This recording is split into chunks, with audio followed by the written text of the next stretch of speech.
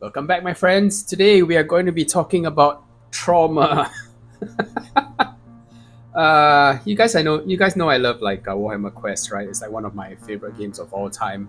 We're talking about the 1995 version from Games Workshop, and essentially what this is a dungeon crawl where you go into basically the dark places of the Warhammer world, and you go in search of treasure and to fulfill missions and to do all sorts of fun stuff. This guy, this miniature that I'm painting today, to just to cue you in on what I'm doing with the paint right now. This is how basic human flesh tone makes because yes, this is half a human.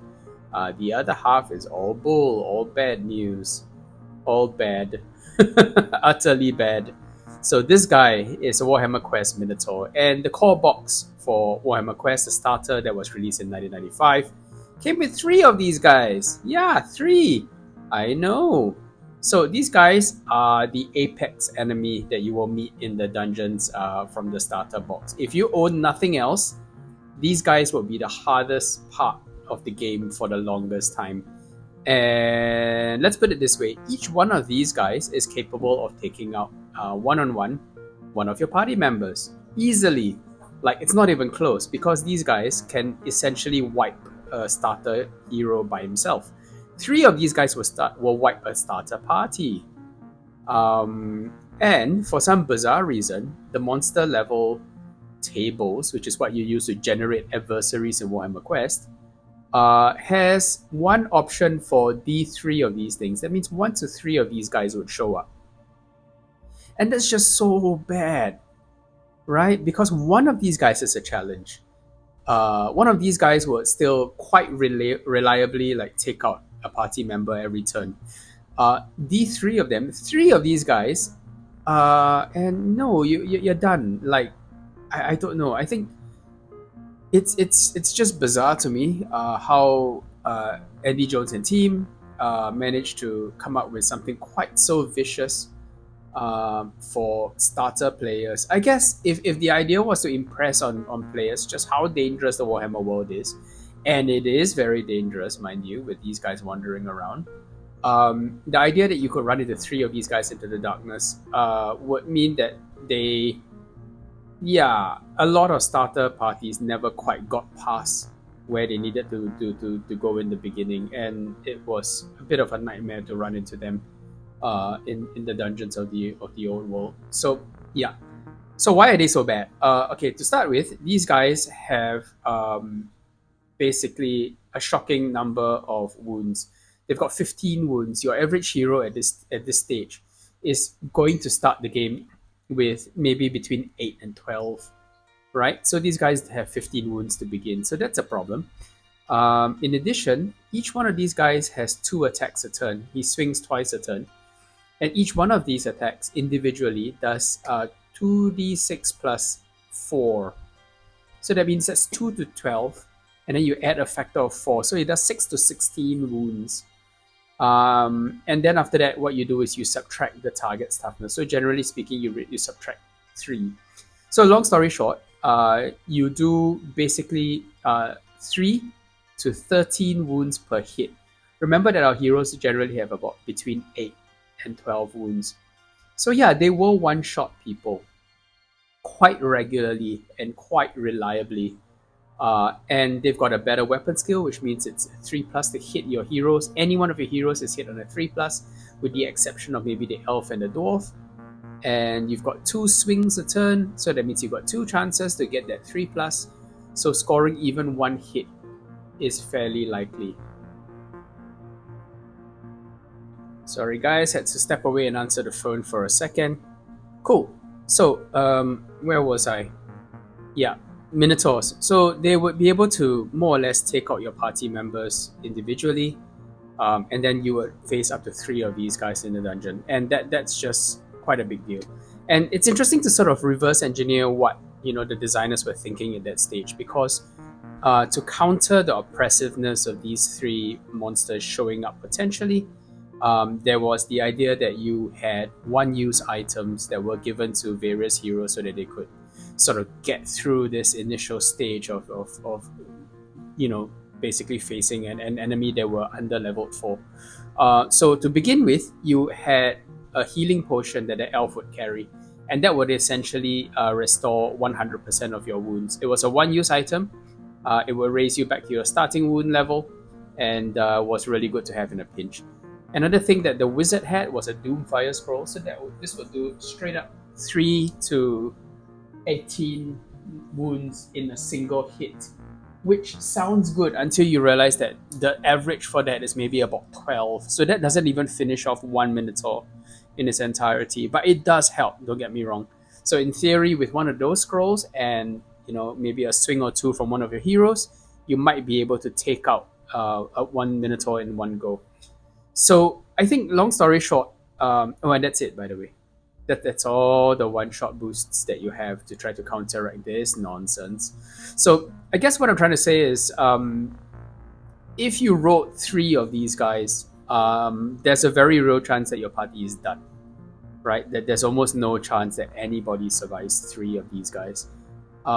If you run into smaller numbers of them, it's still a pretty deadly threat. And there's also the idea that just based on how you roll what kind of cards you draw for exploration, you might end up with having to fight more than one encounter at a time. In fact, the whole game is kind of balanced around the idea that if you take too long to kill these guys, or any adversary for that matter, you might snowball and new enemies will show up to sort of swell the ranks of the enemy facing you in the dungeons.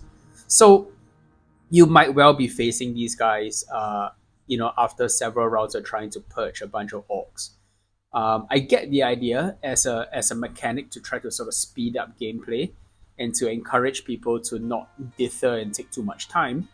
But on the flip side, the fact that these guys could show up in the middle of a fight with a lesser enemy that you were managing fairly well could be a real thing.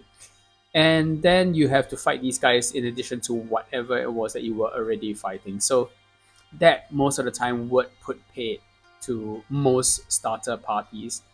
So to be honest, once you get a few level ups, these guys become a little bit more manageable. Once you start to either increase your level, or else you start to put more money into things like armor and so on, these guys become a little bit less stressful, but they are never kind of not a threat. They're never not dangerous, at least until you get to like battle level 3 or something, in which case you're murdering these guys like no tomorrow.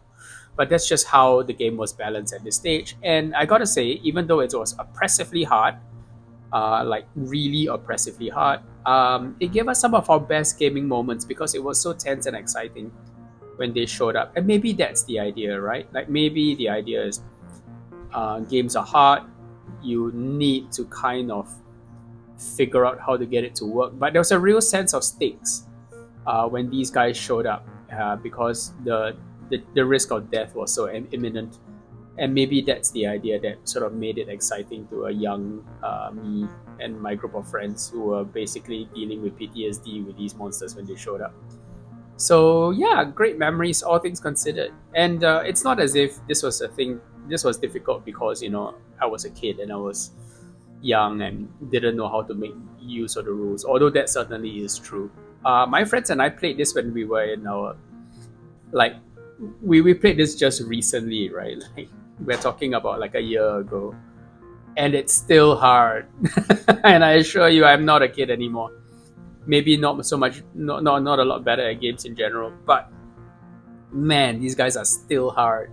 They're still difficult to deal with, and there's still a really good chance that you lose your character. And that's with us, kind of like power gaming this to the nth degree to try to make sure that we somehow get past this crazy hard stumbling block. Yeah, these guys are not to be messed with, even if you played Warhammer Quest 95 as an adult. So anyway, back to the painting. So I am blocking in the flesh as mentioned, and now I'm coming in with a second stage application of Guilliman Flesh, and this time I'm only just concentrating it where I want a little bit more of a recessed shade. I've also got some Fyreslayer Flesh lined up. Man, contrast paints. The names. Yeah, anyway. Fyreslayer Flesh. lined up, and that's going to come in, and I'm going to use that to shape this down further. But I think I want to establish an even undercoat or base coat layer rather of a fairly light flesh tone first, and then we go ahead and intensify that, and maybe that will save us a few highlights a little bit down the road. This color scheme that I'm applying today is going to emulate the one that was shared in the core Warhammer Quest roleplay book. It's a bit unusual insofar as it's got like really it's got the typical red and black that you expect, but just a little touch of green as well. Plus, it's got checks, which, as you know, and if you know anything from the paint jobs from the 90s, yeah, checks, bright colors, all of these are a thing, and it's kind of glorious. And when I saw this paint job in the role playbook, I was like, ooh, I want to do that, but I don't think I'm good enough to do the checks yet. So I never quite attempted this. So today we're going to have a go at recreating this retro paint job and do something that young me never succeeded when I was younger in, which is replicating. Well, I mean, to be fair, I never really even tried. This just seemed a little bit out of my league at the time. So today we're going to scratch that itch and give that a shot. So, cool. Putting in a little bit more flesh, and then we'll go a little bit darker. So the next thing I want to do is, while this dries, I want to come in and I want to mark out where the checks are going to be. So let's do that now while this dries. Okay, so there are three places where the checks occur. One of them, and I'm switching to a smaller brush. This is Winsor Newton. No, it's not. I didn't use my Winsor Newton today. Using my Ashley 000. Right? So I'm going to come in with some straight up black because his loincloth, oddly enough, has this pattern. Make of that what you will. So just as a bit of a warm-up, let's do these. So these are fairly straightforward. Just very gently paint lines across, and depending on how many of these lines you paint, you can very quickly determine how many checks your model is going to have. So we're just going to do like a 4x4 pattern, and you want to make sure that your paint is slightly diluted for this because that makes it that much easier to sort of get it in one go. And as you paint on these lines, you'll find that it's inevitable that some of these lines are going to be thicker than others, and so based on that you can actually decide whether you want to start with a black square in the corner or a white square in the corner. I find that what I'm trying to do most of the time is make sure that my boxes of black and white are kind of the same size, so I choose basically whichever one will give me the most even size. So if I find that my black lines are a little bit too thick, then what I do is I paint within the two pairs of lines which are too thick, and then that allows me to get a more even sort of check pattern.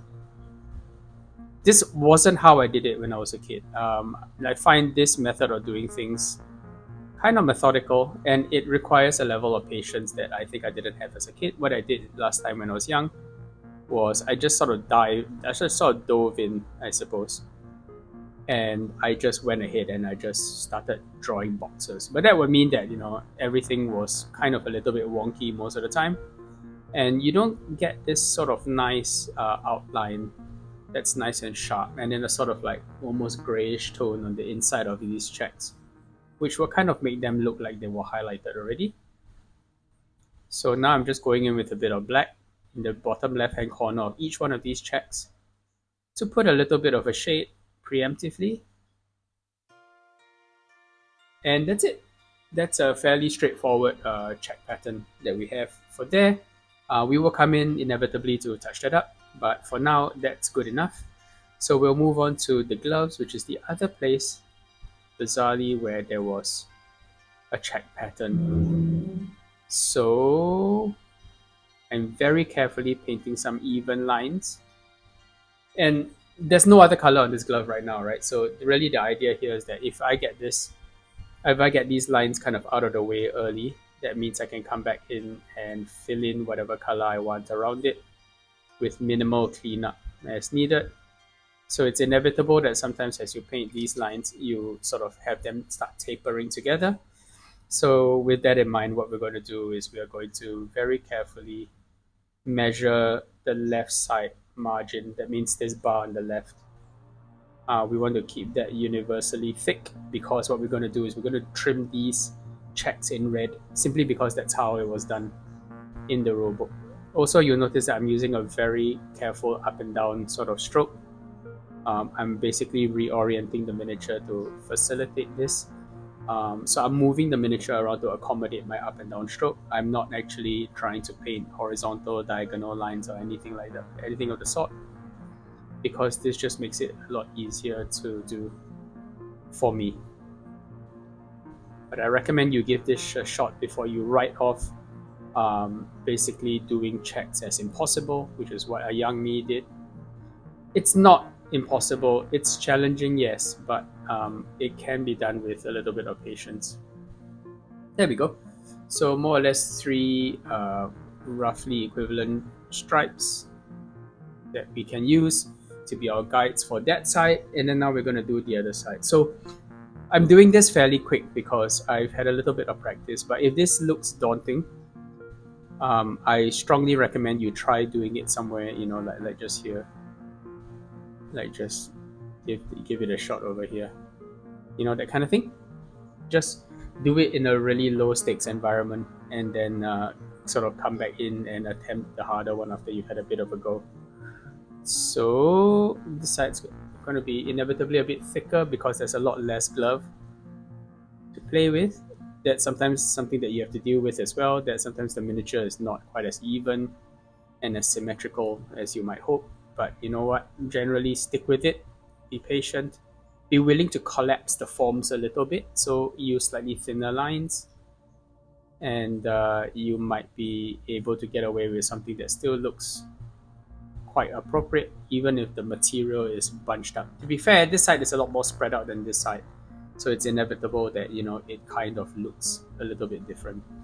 So sometimes also it helps to sort of, if this side is looking a bit messy, what you do is you jump over here and you start on a new spot,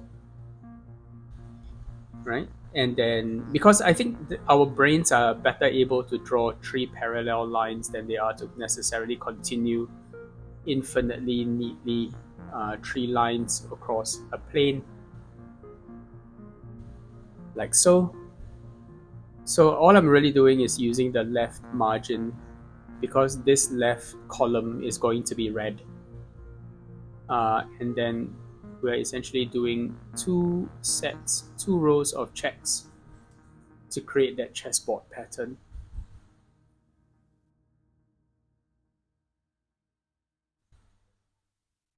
And it's okay at this early stage if it comes across as slightly messy, because the next step, where we come in and tidy it up a little bit, will catch a lot of these flaws. Not to worry. So long as you roughly know where your lines are, that's going to be just fine, because at this stage it's just a guide, right? And it's okay to not be perfect. Cool. So you get a sense of where I'm headed with this. I'm going to just grab a bit of white now, and I'm going to come in to sort of clean up some of these areas.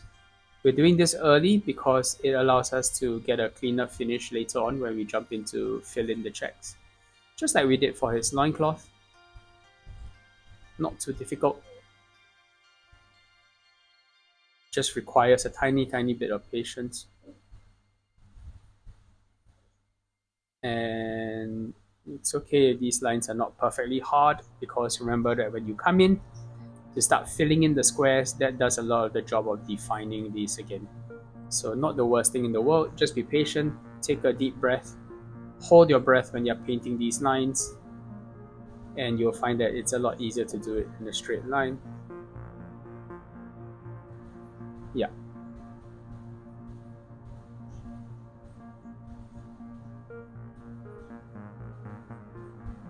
Okay. A little bit more at the top. Sorry if this is slightly hard to see. So it's a little bit of a boo-boo here where I need to make these lines connect a little bit better. But it's easy to address. Cool. Since we're here, with that needing a little bit of time to dry on the right gauntlet with the axe, we're going to come in and touch up a little bit of the loincloth. And so this is a stage where generally, if I'm not careful, I can end up doing like a bit of a back and forth.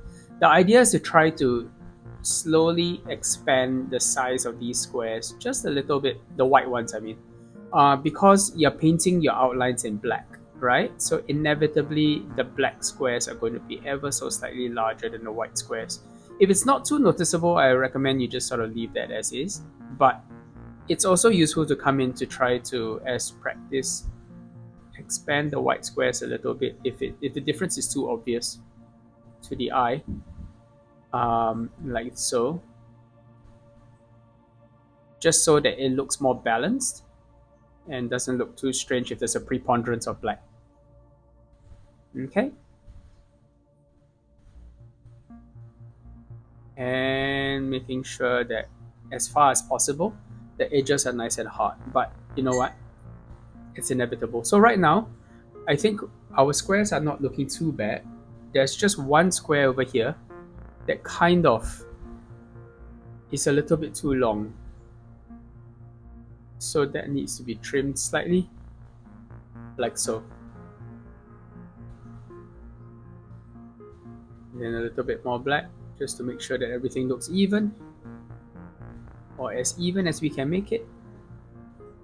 Remember that it's perfectly okay to step away from this area to do something else on the model, to give your eyes a bit of a break before coming in to squint at these things again.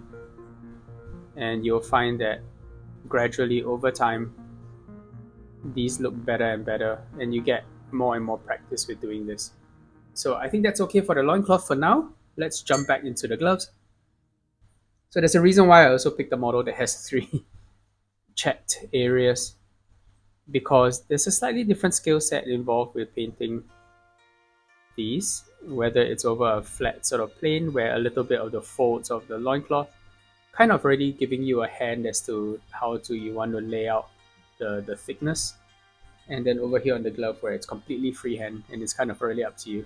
So I've got a bit of a mistake over here, but instead of touching that up in black, what I'm good, or rather in white, what I'm going to do is I'm just going to use that as the basis of my first check, or rectangle actually. On this model, they did the checks as rectangles, and so we're going to emulate that. Very carefully with a fine brush, we're going to just apply regular black rectangles like so. Can you see that? Yeah. So without further ado, let's just go in and plow through these evenly. Bearing in mind that when you come back to where you started over here, you're going to need to make sure that you space out the last 2 evenly. It doesn't need to be perfect. They just need to not be too like fat rectangles right next to each other, because that's going to look really strange.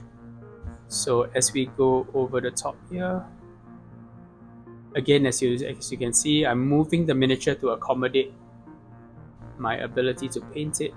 I'm just making sure that I space out the rectangles enough and I'm leaving enough room. It's okay if they bunch up a little bit, that's fine. And then after that, when it comes to the top row checks, which arguably I've already started, with that one check, we come together and we just kind of fill the alternate squares or rectangles, as the case may be. So take a break, take a deep breath, plow on. Okay if you need to sort of step away from this part of the model to go work on something else. The other reason is you're probably wondering why I'm doing this first, right? Like, because I guess there's always a danger that if I mess this up later on with subsequent steps, I'll need to come in and touch this up, which can be a bit of a pain. But I like getting stuff like this out of the way on a miniature early because, in theory, I think how well this progresses makes a big difference to how I will perceive the final miniature. Plus, there's no easier time to sort of touch up these mistakes when, the rest of the model hasn't got any paint on it yet. So even if I make a critical error and I truly hate the direction of the miniature so far, I can literally just re-undercoat it if I really want to. But let's try to avoid that as much as we can. So as mentioned, we are going to start at a place where there's a mistake. No better place to start with your first check than at a place where you're not too happy with the thickness of the lines and basically turn a mistake into a success, right? Sometimes it's just about keeping things positive and, little wins, which is why every time, I get to sort of touch up a little sort of over paint, or like a little point where I've kind of like colored out of the lines, out of the margins as it were. Every time I get to touch that up and cover that up with a highlight instead of with a reapplication on my base coat, that makes me extra happy. Sometimes it's just the little things, that kind of bring you joy in a very strange spark joy Marie Kondo sort of way. It's quite remarkable, really.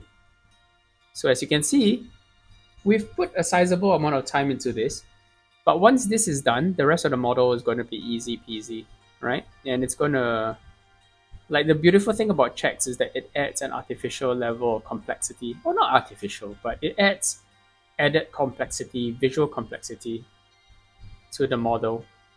And that kind of makes the model a lot more intricate and interesting to look at. This is the same reason why people did gems back in the day so much, right? Because they kind of made the model more intricate and more exquisite to look at. It sort of heightened the level of craftsmanship on display. And it was a really good way to sort of show how neat and precise you could be. So we're moving along. I promise we are on the end stretch. Let's just keep going. I say this as if I'm motivating you, but really I'm motivating myself because this isn't the easiest thing in the world, but trust me, it will look amazing once it's done. Okay, we're nearly there. It's beginning to look like a racing model. Make of that what you will. But this is how it was presented in the Warhammer Quest rulebook. Sorry guys if that went a bit off screen. But we're well into the final stretch, so I hope you get the gist of what I'm trying to convey by way of this very short video, or this very short section of the video. I don't think my videos can be considered short in any context, but I want to show you the full process and to show you in real time roughly how long it takes to do stuff like this. Cool! Alright, guys, we've achieved something quite special. I am pretty happy. Now, we're going to jump into the white again to do a bit of cleanup work. Nothing too complex. And then after this, we're going to reward ourselves by painting the red, which I promise will make this look so much better. The gloves have a red base, and this just kind of goes around the outer margin. So that's what I mean by red. But you'll see that very shortly once I'm happy with cleaning this up with a little bit of white. Now, this doesn't need to be perfect by any stretch of the imagination, because at some point, if you've done the checks fairly consistently, your brain kind of understands what it's looking at, and it kind of shorthands its way through recognizing the pattern without over-analyzing each individual check. In a way, the appearance of the pattern becomes more important to your brain than the individual perfection of the lines. And as a result, your brain stops registering the faults on the miniature. Unless, of course, you're the person painting it, in which case, be prepared to always be able to see the faults. Because that's just how our brains work. Right? We are always our own greatest critics. There's a lesson to be learned there, really, about how, when somebody sees a presentation like this for the first time, a miniature like this for the first time, it's rarely about thinking about the flaws. Really, they're usually looking out for how you've done certain bits really well. So maybe we should all be a little bit kinder with ourselves and just enjoy the fun bit. Yay! All right, it's so satisfying. This is my favorite bit. All right, so long as I don't get any of this red paint on those checks, I'll be nice and happy. So the glorious 80s-ness, 80s and 90s-ness. Well, more like 90s to be perfectly honest. 90s is I think when Games Workshop went really bright with their colors. 80s would be when they went like quite grim dark and quite, you know, Blanche-esque before they eventually came back to it later on. But yes, now the red is glorious. And you can sort of see immediately how the check pattern enhances this red coat simply because it's adjacent to something complex, visually complex. And therefore this red coat is there to sort of enhance the look of that adjacent area. And I think it looks great. In a way, once you get your checks done, you could paint this any color next to it and it will still look good. Simply because it's next to something so intricate and sublime. And there we go, fully worth it. You can sort of see how some of the checks are kind of wonky because the shape of the glove itself is wonky. And you know what? That's okay. Because so long as you try to preserve, a little bit of the volume, right? So where it crinkles together, you make the checks smaller and closer together. And then where, the material is kind of stretched out and spread out a little bit, you go right ahead and paint those checks a little bit bigger. You'll get a good result, right? And it will kind of look like it makes sense because our brains understand that as material gets bunched together into a tight spot, like patterns are scrunched together, and then where it sort of spreads out because the material is being pulled in different directions, like your material is stretched, and therefore your checks would look bigger. Our brains understand this like on an inherent level. So it's less about sort of consistency and accuracy than it is about sort of respecting the geometry. And that's a turn of phrase that I use a lot on this channel, right? Like respecting the geometry of the surfaces is way more important than trying to get it like slavishly accurate, because that's not what your brain is expecting to see. Your brain is expecting to see patterns on the surface of your fabric conform to the contours beneath it, because that's how it works in real life. So we can kind of give ourselves a little bit of leeway in the way we approach this, and we can kind of not step away from being like extra critical of the way we do things. Yeah, rant over. Soapbox over. But you get the idea, right? So we're having fun with this next stage now, because once we've got the flesh blocked in, and we're going to do quite a bit more with this flesh to make it look like the original Warhammer Quest Minotaur, because that model is a lot darker in complexion, and we've already said that we're going to be shading it down with Fyreslayer Flesh, so that should help to make it look really good. But now we're just blocking in these nice, vibrant, bright colors that sort of bring a lot of luxuriousness and expression and vivacity back into the miniature. Vivacity, wow, that's a word I never use except when on this channel. I hope you guys appreciate the weirdness that I get up to mentally when I paint these models. But it's a lot of fun, and I hope you you enjoy watching these. Cool. Other hand, just try not to get too overzealous and splash it all over my beautiful checks that I worked so hard to create.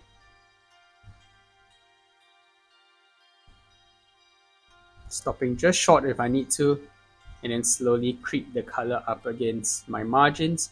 But because my outlines are fairly thick, fairly bold, I mean, can sort of stop well short of that, and then I'm not in too much of a danger of obliterating the checks. I'm more worried about random splashes, because sometimes when you handle contrast paints, it's very liquid, it's very fluid. Sorry, and what I mean is that because there are lots of flow enhancers in contrast paint to sort of make it go on smoothly.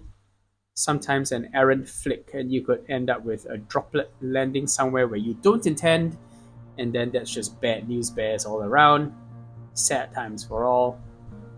So I guess the point is to sort of take your time, load your brush well with a decent amount of paint, but maybe don't overdo it, because that means that it can become a bit splashy, and that's good for nobody, right?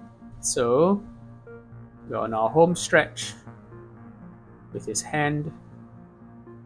It's a little bit more to do at the base of his gauntlet, like so, and a little bit like that.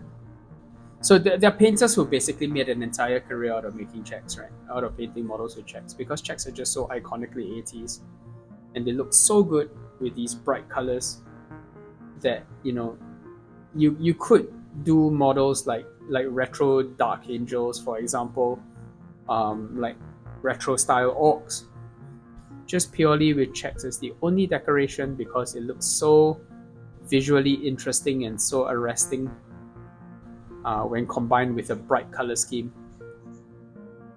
That's basically the only detail that you need to master. Of course, from this point on, I feel like almost every other kind of patterning gets easier. Like when you do the sort of up and down, like dags, little triangles, that's only an easier version of this. This is, in my opinion, one of those skill sets that you need to master just once, and then you sort of find new ways to use it in new and interesting ways. All right, that looks great. Okay, let's go on to the next step of working on our flesh. So we're going to come in with Fyreslayer Flesh to add a bit of intensity and depth to the flesh areas. I'm applying this over quite a lot of the previous layer, because I want our Minotaur to have nice sort of deep skin tone. Let's do in between the toes. Hope you can see that. Hope I'm not moving it off camera again. If I am, please be patient with me. I'm doing my best and sort of guessing my way through sometimes with the way this camera setup is. And yeah, cool. So let's just keep going, intensifying the flesh. You might wonder what is the point of the previous layer if I'm going to cover so much of it in Fyreslayer Flesh, and the answer is it's always just about sketching out values, right? And sometimes it's about leaving bright points where they are needed. So I wanted some parts of this paint job to be extremely bright, and by sketching it in with the flesh earlier, that allows us to kind of have that base to work over. And then this layer of flesh benefits from having brighter spots, which can go unpainted earlier on. So this is a really good way to make sure that we've got lots of colors on the surface. And if this takes a lot of time, just tell yourself that this is usually in lieu of a highlight, or the highlight becomes a lot simpler as a result of this earlier step. So we're just applying this fairly quickly, glazing it over the zones where it needs more definition.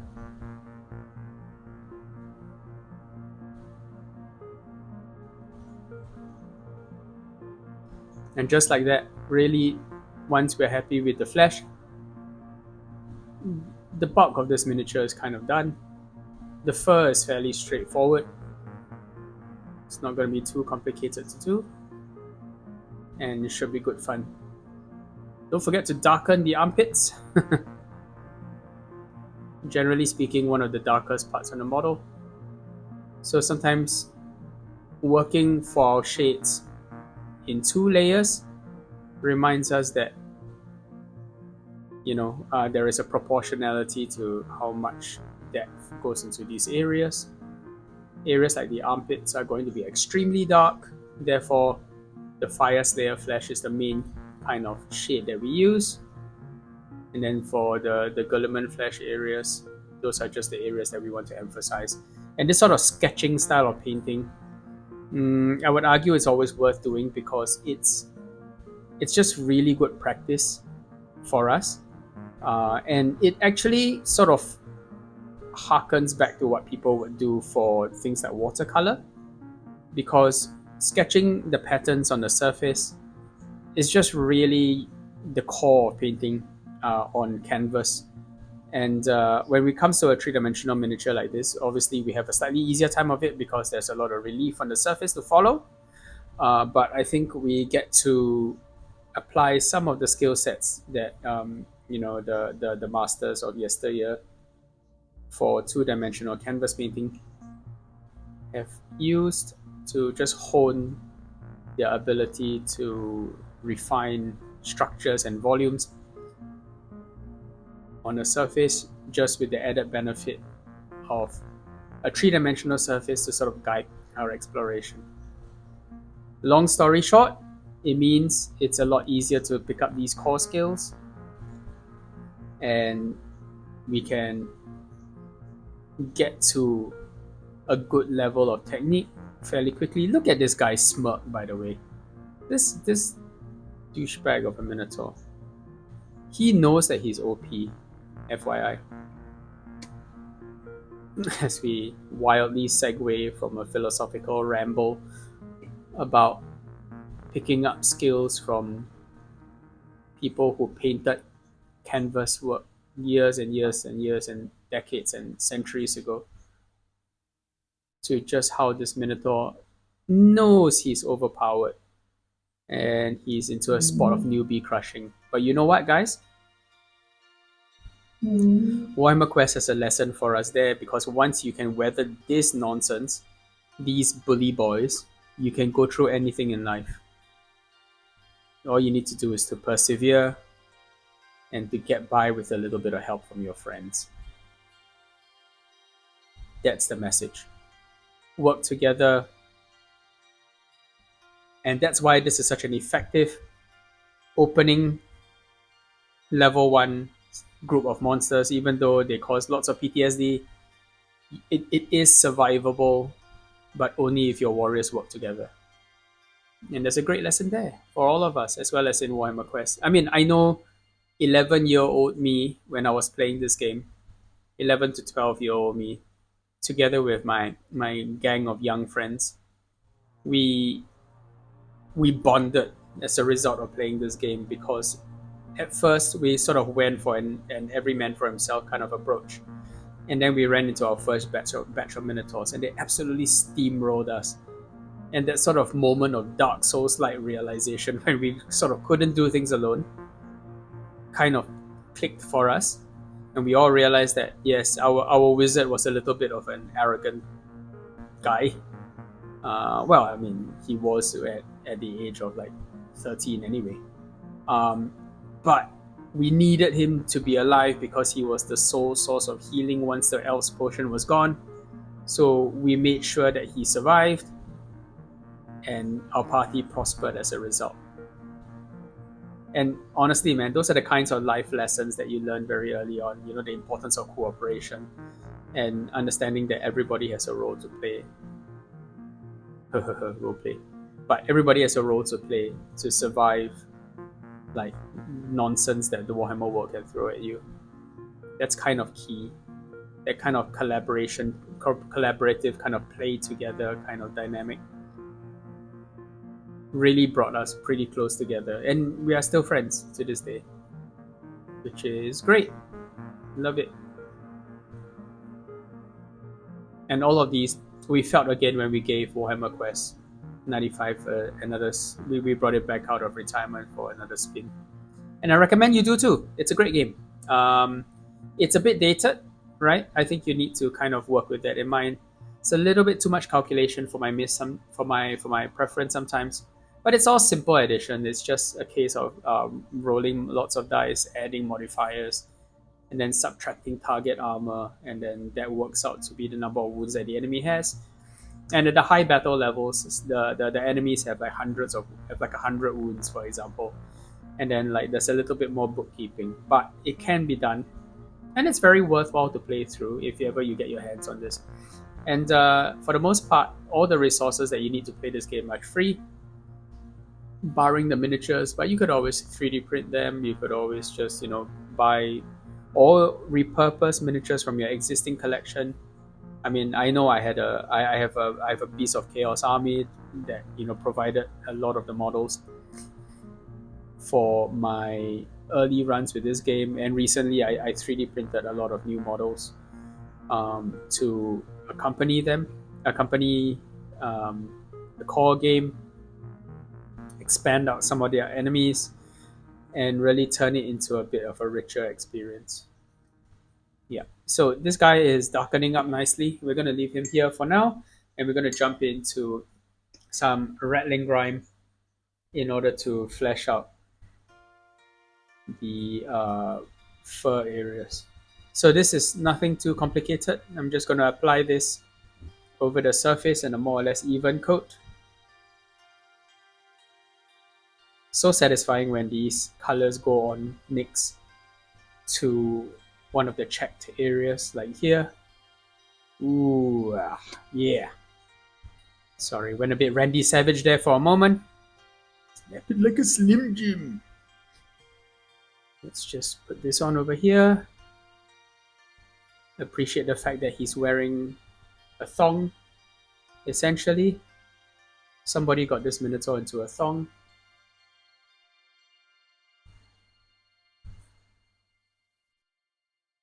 I'm sure many boffins died for that purpose.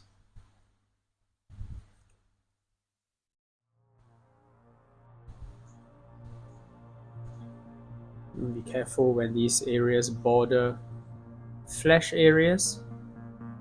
What you're looking for is a bit of symmetry, because a lot of these areas are not very well defined on this miniature.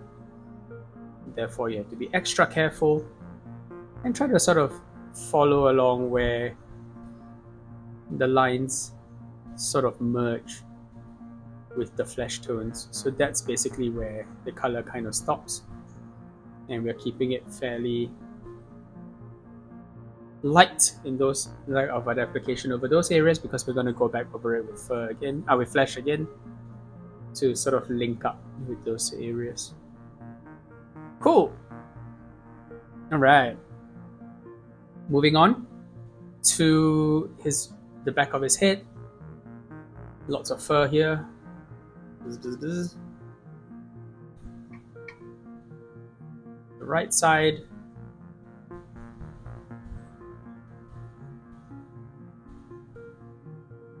I've painted a lot of Minotaurs, a lot of Beastmen. And I gotta say, adding the fur, because essentially a Beastman is a two-tone color scheme, right? It's got the flesh, which you want to put a lot of the bulk of your effort, in my opinion, to doing the flesh really nicely, because it's a major feature of almost every Beastman model. And it looks extra good when you do a good job with it, right? It kind of justifies that time spent. But then the fur is just really there to sort of have that darker kind of backdrop. And I find that the fur, you don't have to put in the greatest amount of effort in, but let me qualify that. I know that's controversial. But what you do is you apply a little bit of nuance to it, and you sort of keep the lighter parts of it small, which I will show you in a bit. Nose. We're using the fur color to shade down the eye sockets, the nose.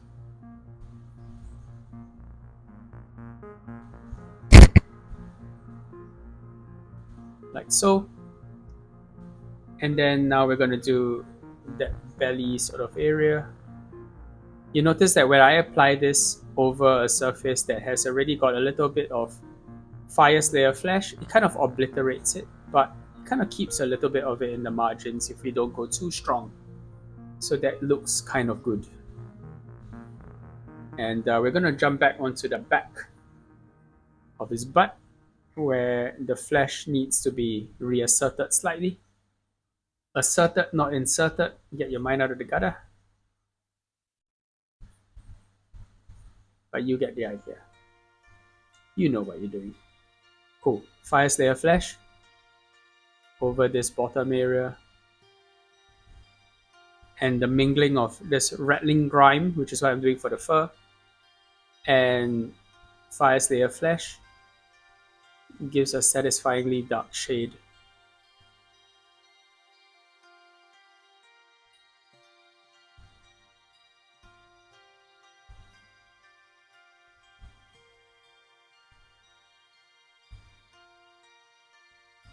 Okay, things are looking good.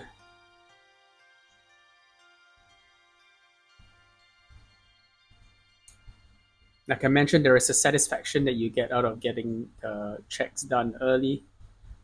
Plus, it helps you plan out a color scheme quite well. Very often, I find that I paint a model and then after that, I decide to add checks somewhere. And after that, the model kind of looks a bit messy. I encourage you to try to do it in reverse, like this. Do the checks first, get them out of the way, make sure that you're feeling happy about them, and not giving yourself too hard of a time about how messy they are. But also allowing yourself to take breaks by going over to do other parts of the miniature, and then return to the checks when needed. And I promise you have a much happier time. Less in your head about it, as I am sometimes when I paint models that have complex components, simply because the process feels more thought out and more planned, therefore more satisfying to enact on the surface. So rattling grime, again, darkening some of these areas. I'm actively letting rattling grime go into some of the recesses to basically provide additional shading for the flesh tone. Letting it like mingle on places like the back of the legs. Perfectly okay for those two colors to coexist. And the very, very deep recesses, we can leave them mercifully dark in rattling grime as well. Nobody wants to see that stuff. Nobody needs to see that stuff, in my opinion. Like here.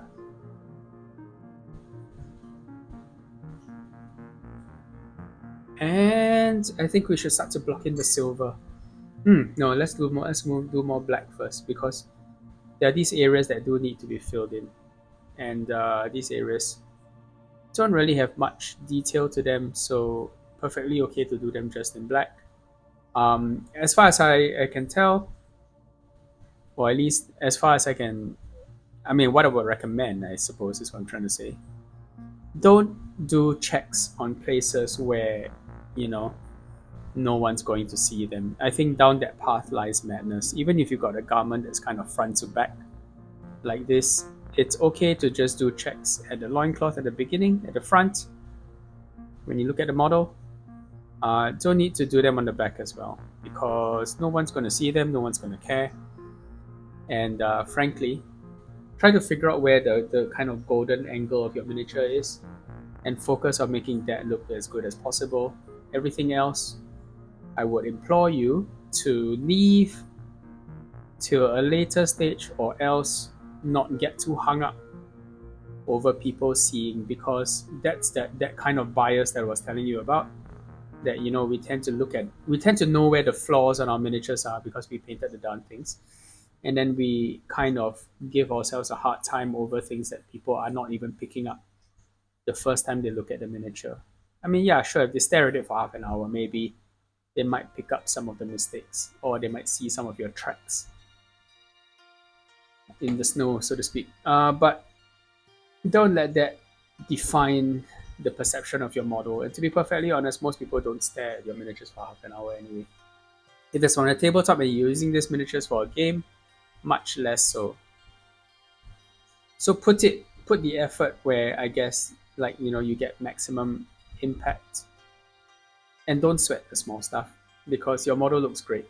Don't worry, it will look great. Right? Anybody who puts in this amount of effort will appreciate that. And if your model doesn't look great, then it's simply a stepping stone on its way to a great looking model. Words of advice. Bit more red this time, darkening up the spaces on the fingers in between the knuckles. This is kind of like reverse highlighting for what we often do with miniatures to define their hands. Instead of painting the knuckles, we are going to come in and paint in between the knuckle bones like that.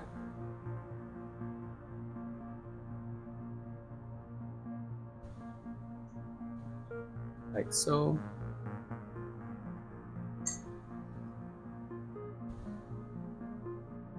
Touch up a tiny amount of the checks. This one check. Okay, and then we're going to come in and we're going to do the bone areas. And I haven't actually taken out any skeleton horde. Fascinating.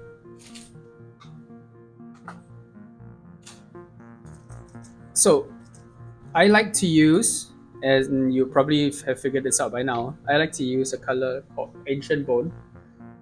Or I like to call it Ancient Bone. It's a mixture between Gryph Charger Grey and Skeleton Horde to create a kind of desaturated bone that looks hard and worn. We're not going to do that today because this is an organic material and it's living bone. So it's just going to be straight Skeleton Horde. Plus, this emulates the original artwork or the original paint job better. Just need to make sure that it's nice and spread out. Finger and take off some of the excess when needed. Like so.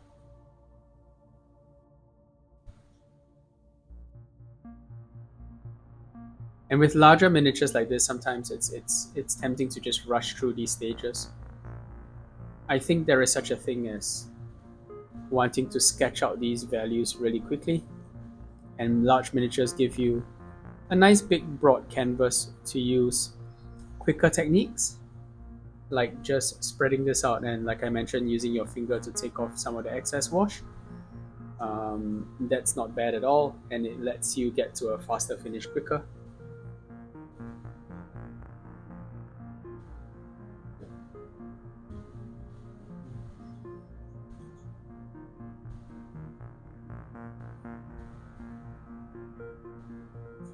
In fact, this sort of sketching style of paint, I do enjoy greatly, and it's the basis of what people use to paint like busts and so on, in my opinion, because it's a lot more freeform and there's a lot more flat surfaces to explore. And you have to, to a certain extent, you have to just sort of understand. Sorry, you have to kind of rely on your understanding of volume, physics, and sketching. And you can rely less on the detail that's already on the surface of the miniature, because you have to keep the detail in proportion. Yeah. So we're applying a layer of Vallejo silver. You can see, when thinned with a bit of water, it gives you a really beautiful coat that's nice and sort of featureless, nice and clear, clean, and glides on beautifully.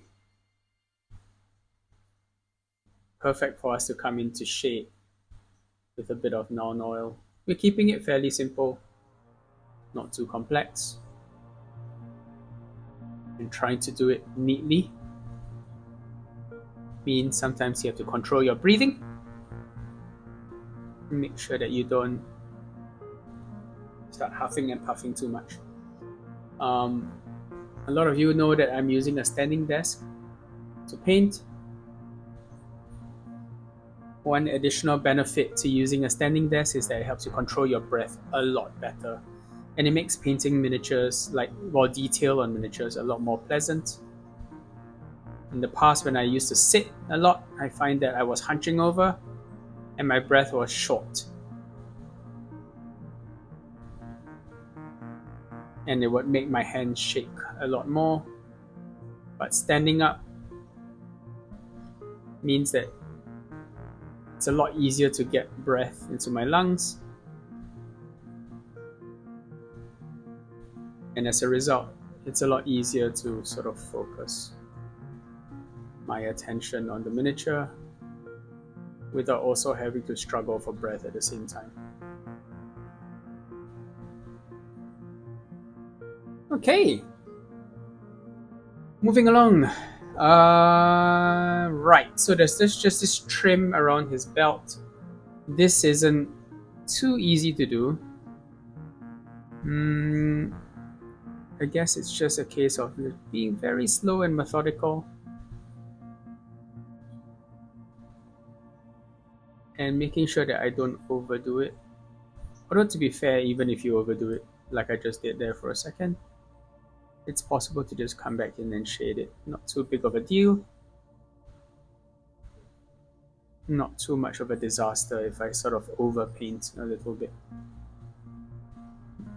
But we'll try our best to get it neat. I guess maybe it's okay to overpaint it onto the red a little bit. Because next we're going to come in with the red to redefine some of the shades a little bit. But we try to keep it to a minimum, so we minimize the tidying up later. And don't worry if initially it's really hard to get details, like small details like this, like nice and clean. It does come with practice. And I promise you, it will get easier so long as you sort of stick with it. Like, you can learn all the techniques that you want, right? You can learn all the skills and the techniques like dry brushing, like even like slap chop and so on. All these things are techniques, but there is a component of the process, what I like to call brush control, that we need to learn by doing. And frankly, the reason why this is the case is because I don't think there is much of an analog for painting with a brush as far as the movements are concerned in daily life. I think most people don't use like pencils or a brush or anything similar in regular life much these days. Most of the work that we do, for example, if you are living in those countries, is computer work, digital stuff. So we need to build these muscles again from scratch. And if you're a person who does kind of like regular doodles, even if it's on like your margins of your textbooks, or just on any scrap of paper, or even on a napkin in a restaurant, if you're a kind of person who does that, you already have a leg up. But if you don't, not to worry. These are muscle groups that you can learn, you can build up through practice, and eventually you'll get the hang of it. Not to worry. It's hardly rocket science. You simply have to believe that you will get better by doing. And as you do more religiously, repetitively, it becomes easier and easier over time, and eventually you just get really good at it. You'll just become like second nature to you, and as a result, your work will improve. You'll be faster, and you can do things more reliably. Just need to believe in it. Cool. I am going to come in with a little bit of orc flesh to define the areas behind that skull, which is in the original artwork. And the nice thing about using a green that's this dark is that it kind of flows into the margins between. And when concentrated into tiny gaps like these, it can appear almost black. And that's what we want. We want the definition, we want the depth of color, and we want that sort of outline kind of effect. like so. If you had chosen a lighter green, then you have to be prepared to do a little bit more sort of trim. But when you choose a relatively intense green like so, then you need to worry a lot less about it, which is kind of what we want. We're coming with a bit more red to sort of clean up areas on the belt that we overspilled slightly. And then at some point, we can start to shade all of the metal with a little bit of non-oil. And I think we are rapidly reaching the finish line, which is great because with all his checks, this guy looks like a finish line. Joy.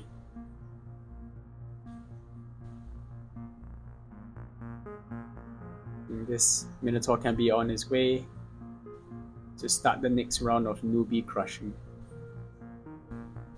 Seriously, guys, these guys are bully boys. They're terrible.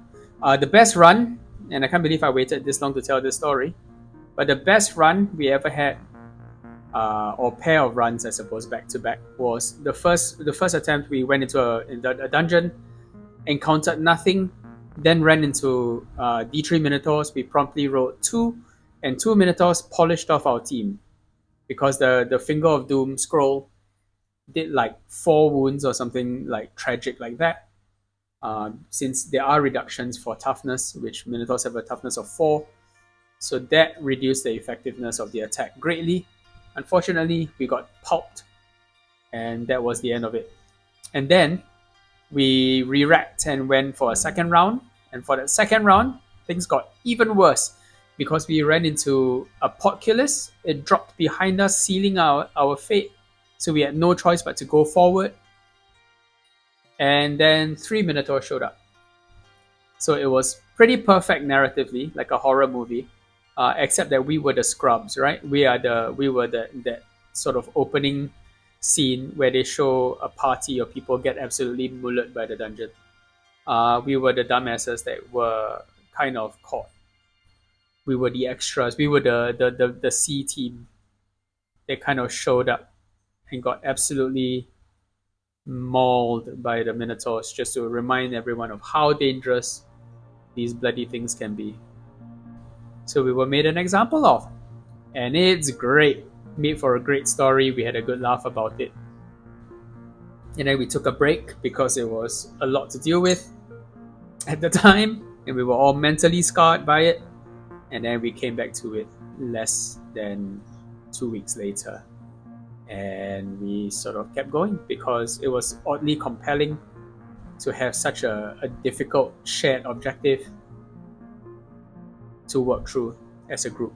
And the other cool thing about the game being so like oppressively hard is that when it's really, really difficult, players work together a lot more because we know that the game is being unfair. So we have a tendency to sort of work together towards shared objectives. So I'm using my standard gold mix to do his armband. This guy has a little bit of almost like a Dacian kind of golden band look,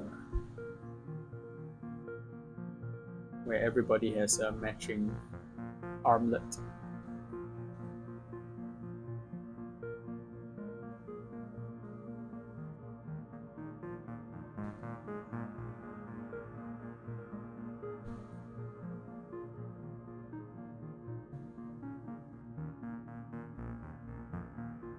Cool.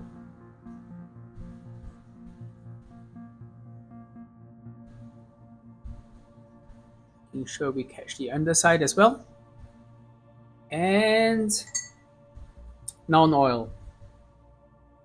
So we're going to apply this fairly carefully, avoiding the blade, the edge part of the blade, I mean. And just focusing the non-oil on where it needs to be, around the rivets. And then there's the pick side, which is maybe why this guy is so good at cleaving through armor. Apply a little bit, feather it out. Avoid the edge entirely. because this blade is this axe blade is so large and basically featureless that we don't need to really apply. Well, maybe we can at the bottom, maybe like here, like so. Hope you can see this.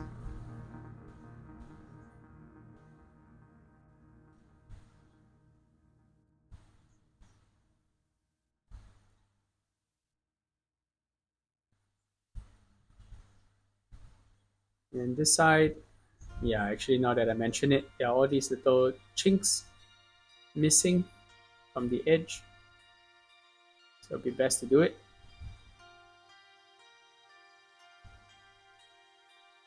These little nicks on the armor, on the metal that would benefit from being in another color. And when the first layer is dry, we can come in and intensify it.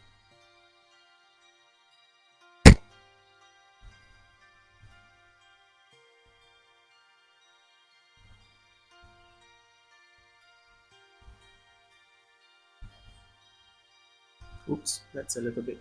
Ew.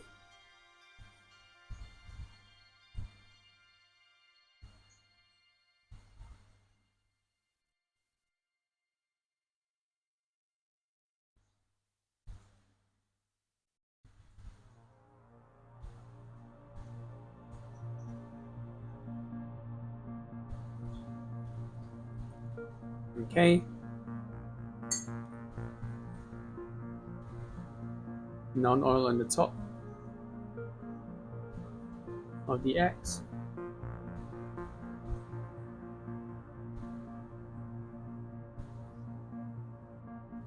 And on the reverse, sort of back to compound looking spike. Pickaxe looking.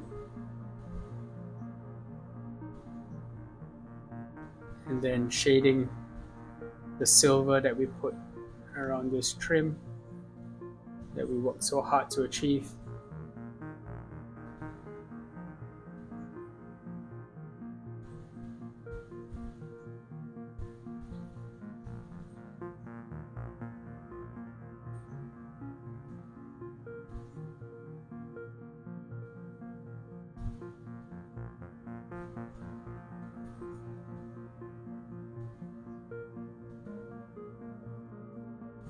And then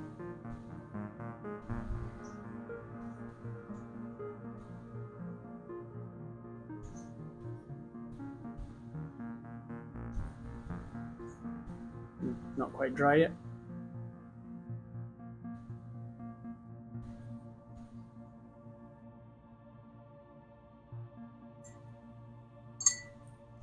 Really, the last place to worry about is his butt, which I'm going to do here.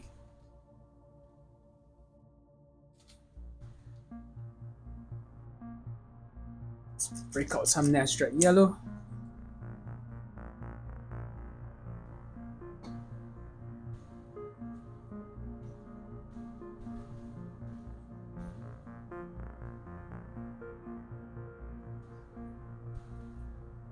Nice and dark. Doesn't need to be too noticeable. Like so.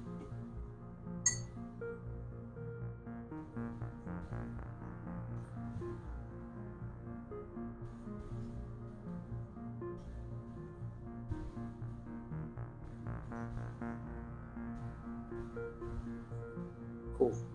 Now, a little bit of a highlight on the flesh, and I think we're home.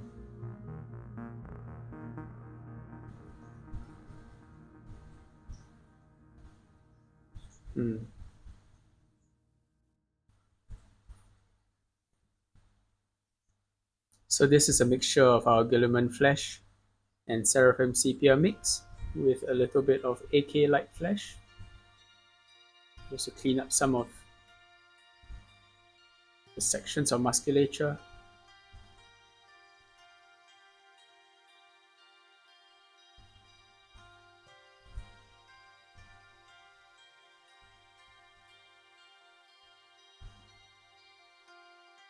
just to draw the eye towards areas that we want to draw it towards. This is a fairly light highlight, so we're going to be applying it quite sparingly and carefully, just to avoid undoing a lot of the work that we've put in already to get the flesh tone to this point.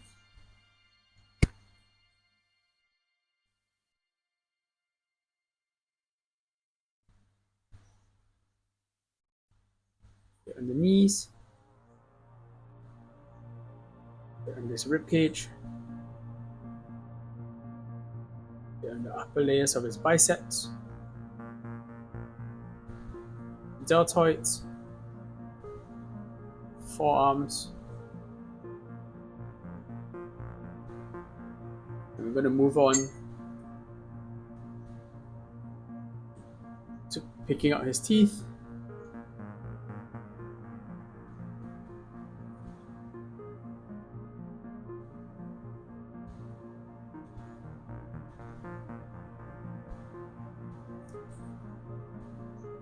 A little bit of overkill.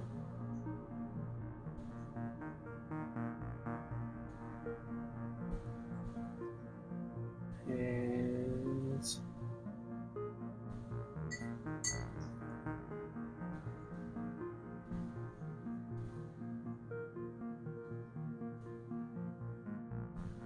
eyes.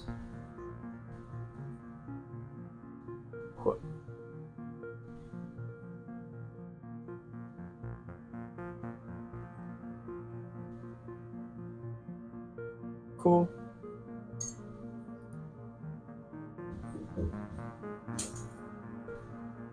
Clean up a bit of the red, and I think we're rapidly reaching the point that we're almost done.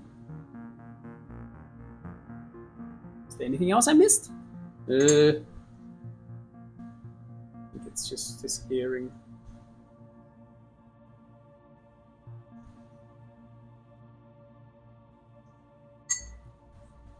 Bit more gold on the underside. Just to have that volumetric effect where it's darker on the underside because that area is in shadow.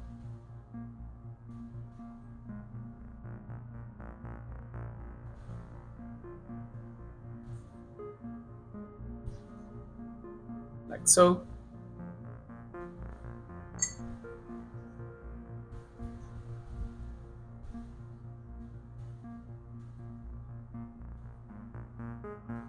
A little bit of black to just define that edge.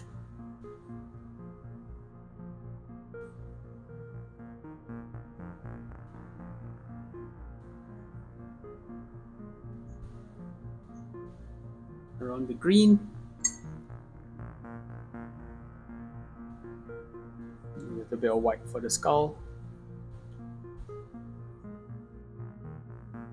Which we'll use very sparingly, for fear of drowning out the color that we applied previously. A little bit around the horns. And cleaning up the area around the mouth where we went overboard. Silver for the nose ring.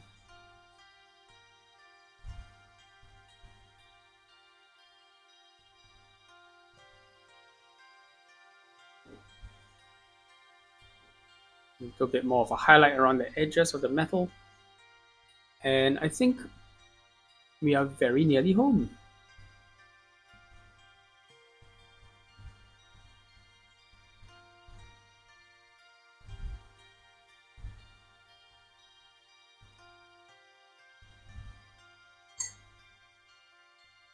A little bit gold around that earring, since it does look like it's made of a coin.